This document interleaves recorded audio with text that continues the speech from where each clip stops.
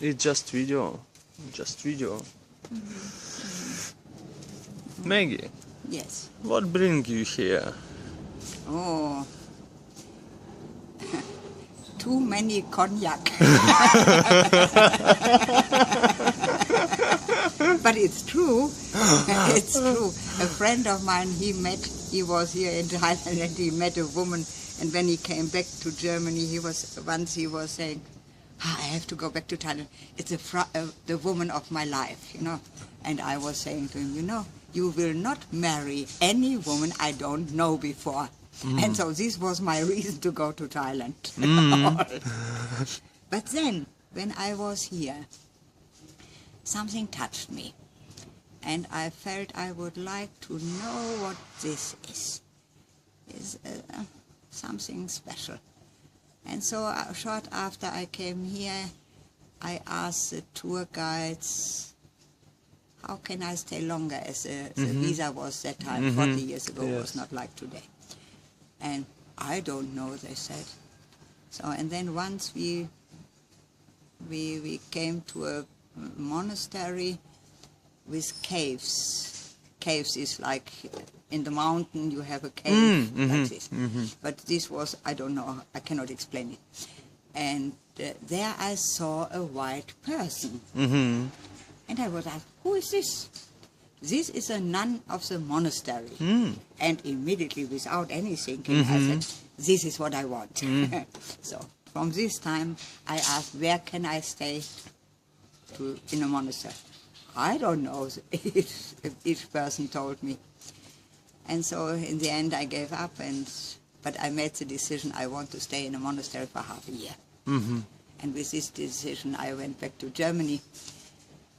And anyway, I decided I want to stay, I want to go around for 1 year, Asia. And after staying here for half a year, I was thinking, no, now it's time. You said you want to stay in a monastery, now you have to find one. And after getting always this answer, I don't know where you can stay, I decided Chiang Mai was a place which was comfortable for us Westerners. Oh. And so I went by night bus to Chiang Mai, and in the, I guess, a President Hotel it was, they dropped us out, and I went to the hotel, because in former times you could go to a hotel to take a shower. You didn't need to take a room. And so after a night ride in the bus, I felt not very clean or to ask for something, you know. So, and then the clerk in the hotel, he asked me why I don't take a room. Yeah, I said, I only want to find a monastery where I can stay half a year. And that time I didn't know that it is for everybody a very good doing to help somebody to go to a monastery. So he left everything, told his colleague he has to take over the job, and we went by some law to different monasteries, but they all didn't accept me. And in the end, I became in a monastery in Chiang Mai in the center, and there the abbot, he was, you know, the bell tower. Yes. Yeah. Yes. He was sitting 2 meters high having breakfast. It was a funny, really funny. And I had nothing to say. The clerk, he was talking, I don't know what he was telling the Ajahn, I don't know. But this Ajahn accepted me. And he was like responsible for this place. And for sure having the idea I have to learn the practice. And so I went back to Bangkok, organized everything, and then when I come back, so they brought me here. I was not expecting to stay in an area like this. And the same day I had to start to practice. I understood nothing. I went back to my room, but I did that. How old you are? 35 about. Oh, it's... And so, and then in my room, you know, I was sitting there thinking, you are totally crazy. What are you doing here? You should go to Phuket or somewhere else, putting your ass in the sun and then so I was sitting, and the color of the kuti inside was light blue, like this one, and the stones are separated, like you can see each stone. And I'm sure I never did such a deep observing something like this first day. And the next day when they called me for reporting, and then Ajahn asked me, not this one. And, I understand it. And he asked me, how was your practice? I looked at him. So he realized that I was not doing anything. And at that time there was an American monk here, and so he called Pradon, and he showed me again the practice, because everything was gone. The first day was so new and everything that I understood nothing. And so, and then I'm running around, and I was not knowing what I'm doing. Walking. What shall I do with walking? I walk my whole life. Yes. What helps? How it helps? And sitting, and it's so painful to sit still. Yes, it's painful. Rising for me, then thinking. What are you doing? I see. You can continue telling, because you have the same like me. It's okay. You got many spaces. And the thing was then so okay, and step by step. But as I was not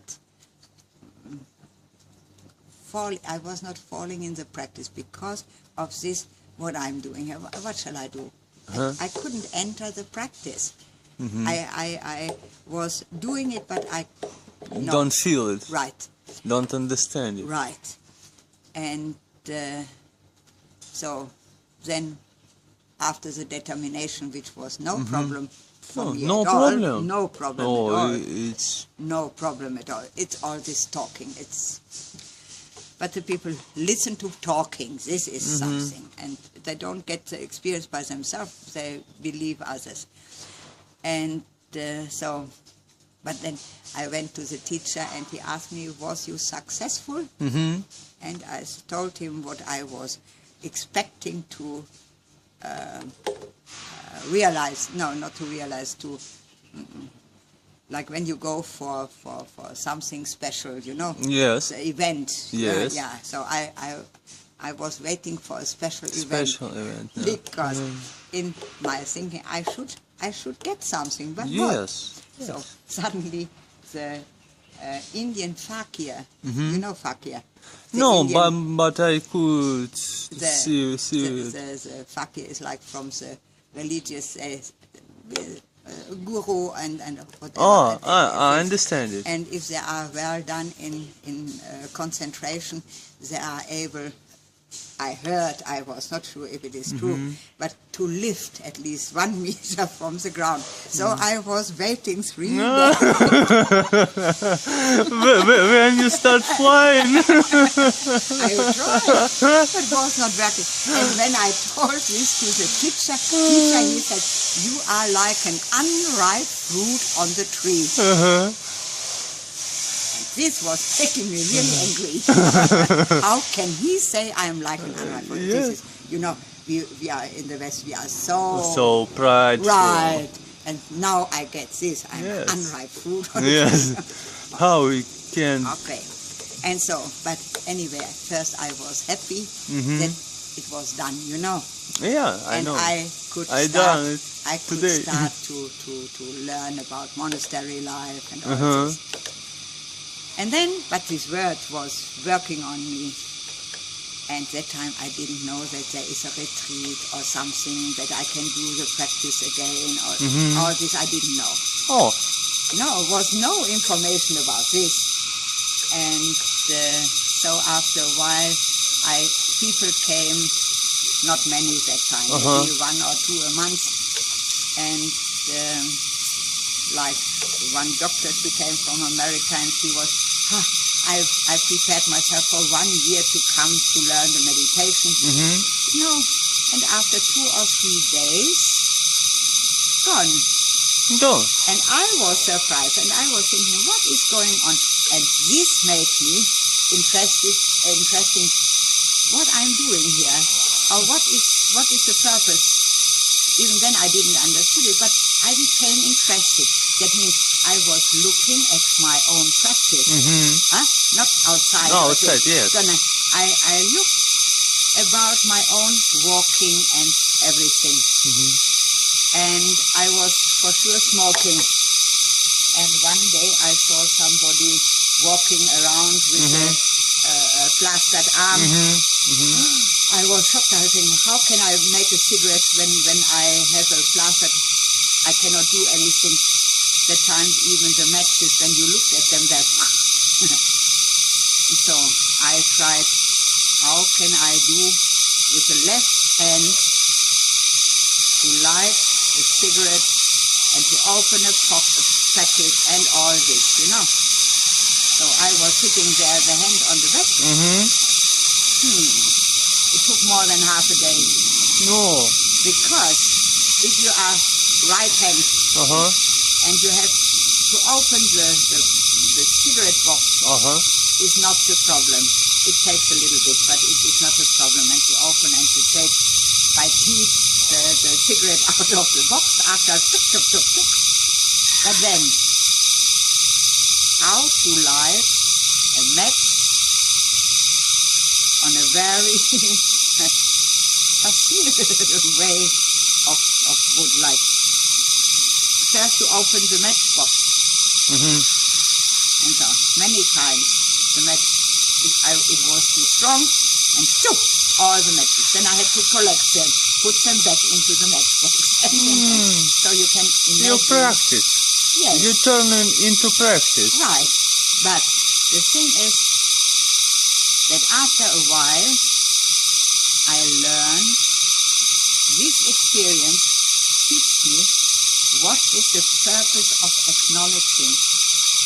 Because when I started to realize, I have to say to myself, each movement I want to do, I was in the speed that the matches didn't fall out of the box.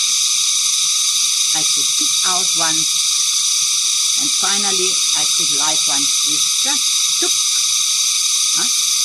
And this was the first thing, and then I really became interested in the practice, because it gave a totally different view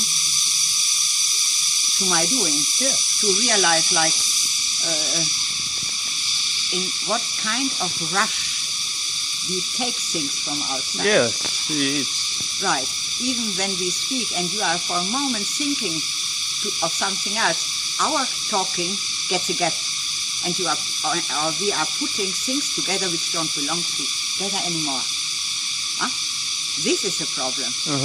And so this experience to learn to acknowledge was my entry into the practice and into the interest of the practice. And so from this, then it was working.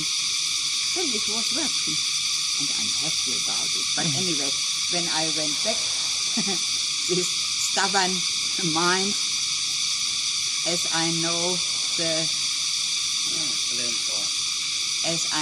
in the Christianity, we have the exercises from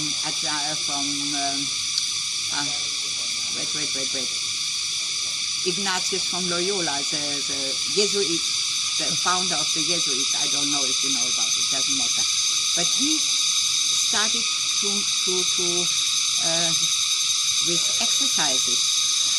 The exercises are taking Jesus' suffering as a base. And we went as children from school, we went for 1 week or 3 days to the monastery to learn about exercises. But nobody teaches us that we can do it at home. So we need to for years. was not knowing that I can practice at home. So now you know you can practice at home. Yes, I know it. Much more advanced. Yes, I know it. So, And and this is how many years you spent in monastery? no, in the beginning it was like ยังน้อยไม่อยู่ใช่ไหม ไม่อยู่ไม่อยู่ไม่ต่อยไม่อยู่ โทรมาบอกแมว อ่ะ1 วันบ่าย3 ช่องพอแล้วแต่nowบ่ายเที่ยว Oh, you're talking by Thai. Huh? You're talking by Thai. Mhm. Is- Yeah. Okay. And so these are the for sure it is sticking with you, the practice. Mhm. But to and by the time, like when you are sitting, suddenly rising and falling, you say, this is normal. But I didn't put myself to the practice. So after a while, 2 times or 3 times I came to Thailand, Mhm. and I wanted to stay in the monastery, but then things changed because they started to make a bigger chanting hall, and then Mhm. and it was pressing me away. So I left and went to the beach, but the beach was even more horrible. So in the end, after 2 times to have this experience, I was saying it's better to stay in the monastery, even I don't feel so invited. You know? Mhm. Mhm. And then it started that each year I spent my holidays in the monastery, and after a while, half a year again. And so it was like step by step till, nearly 40 years. Mm. Between like from 96 to 2001, I spent here full time. And I learned so much, Maria. And you're happy in here, and you're happy in monastery. Yeah. Oh, I did. Many things in the monastery have a little bit my side. A little bit. Even, I always say to Ajahn, are you happy that I leave? Because, my Western mind is still there, so this should be a little bit different, or this is not the way as it should be, or no, I don't. It's like when parents guide their children to say, no, it's better to wear long stockings. You know stockings? Mhm. Yeah. In springtime, it's still too cold, Not taking the little ones, so more warm. But the children don't believe, It is the same as that. When I do, it's okay. But to expect that others do is not. This is something I learned too. If you want something in the way you would like it, you have to do by yourself. Nobody can read your mind or your imagination of something. No. If you give something away, you have to accept what they do with it. Mhm. This is something, and the practice makes it easier, for sure. Because for yourself, you know you are not stable. Thanks for your wisdom, Maggie. I would like to share practice with you. But now, if you are leaving, I'm leaving. yes. Just right now. He is my driver, sitting. Who is he? Where is he? It's- Already there? Yeah. Okay. It's my driver. So then, go ahead. Okay. Be All here the best, and my now. dear. I wish to you